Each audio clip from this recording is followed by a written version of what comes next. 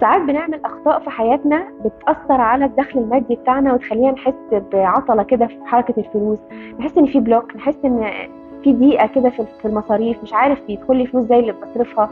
طب يا ترى إيه الحاجات دي اللي أنا بعملها ممكن تأثر عليا؟ خلينا ننتبه للنقط دي قوي عشان هتفرق معانا جدا في دخول الفلوس في حياتنا. أول حاجة، يا ريت نتعامل مع الفلوس كأنها زي الأكسجين وثاني أكسيد الكربون، زي النفس. زي ما أنا بدخلها بسهولة أخرجها بسهولة.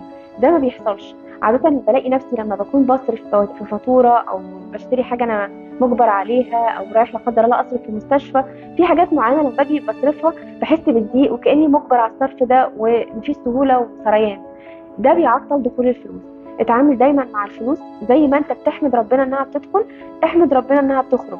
ودايما حط في اعتقادك انها بتخرج تساعد وتفيد ناس تانية.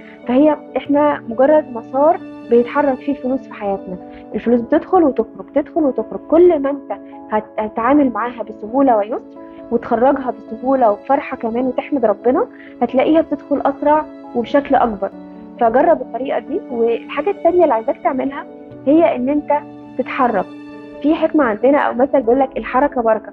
ده حقيقي. لما تحس إن مفيش فلو عندك في الفلوس، ابدأ اتحرك، قوم اعمل رياضة، امشي، اتحرك في إنك تسعى وتتجه إنك تعمل أي حاجة عشان تجيب فلوس.